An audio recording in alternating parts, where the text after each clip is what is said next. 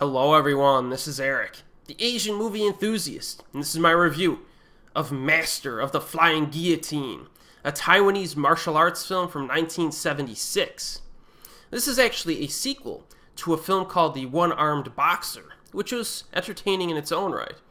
Master of the Flying Guillotine concerns the character Wang's one-armed martial arts master being stalked by a blind imperial assassin, the master of the two fighters who our protagonist killed in the prior film.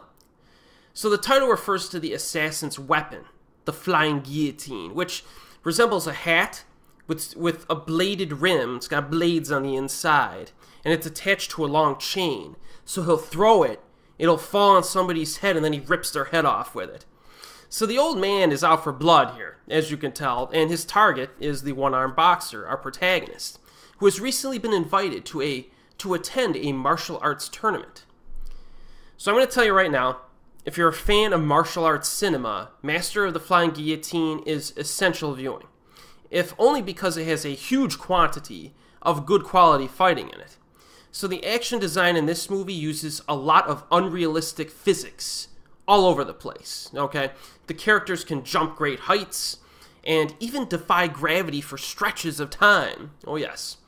There are a few other special abilities that are obviously not realistic at all, which I won't spoil, as some of them are pretty ridiculous.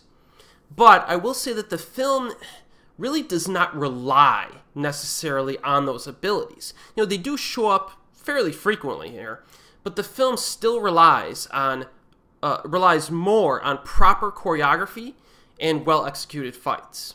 And remember, the side plot of the main conflict is the martial arts tournament, which kind of serves as the backdrop. So this movie is essentially a non-stop fighting film from start to finish. There's a wide variety of styles and weapons. You get spears, three-section staffs, hair braids, swords, the flying guillotine, etc.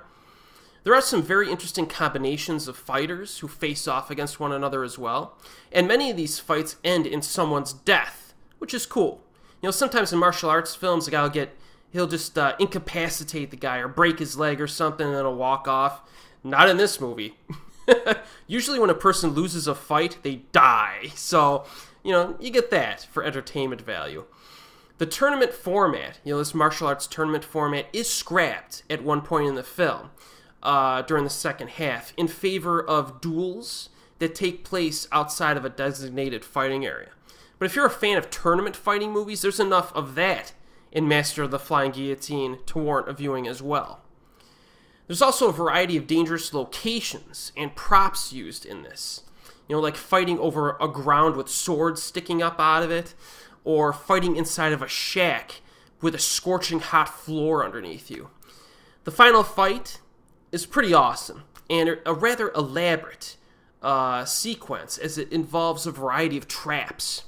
Taking down this guillotine master is tough and requires strategy.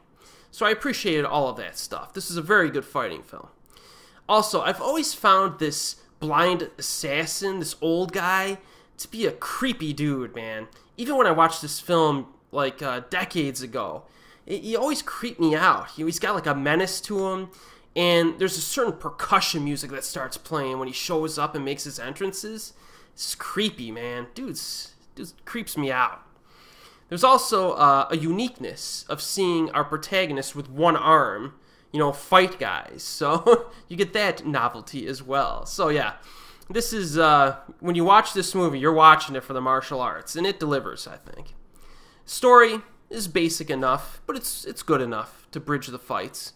It's de-emphasized to the point where it's not even really that important because there's so much fighting in this. One thing you'll notice, though, right from the start is that the sound effects for the punches, the kicks, and the weapons are really loud and kind of ridiculous.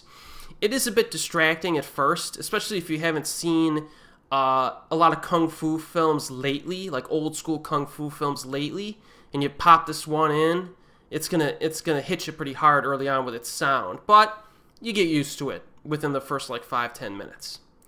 I've always considered Master of the Flying Guillotine to be a film to watch during the summer months, during the hot weather months.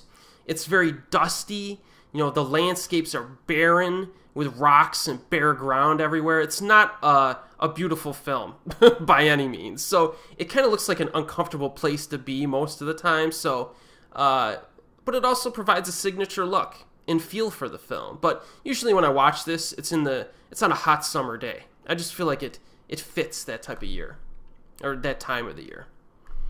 So that's really all that needs to be said about this one. I mean, if you like old school martial arts flicks, check this one out. It just holds up for me. I just rewatched it recently, and I like it just as much as I always have. It's currently available on Region 1 DVD, and it's also on YouTube. And as always, we'll see you next time.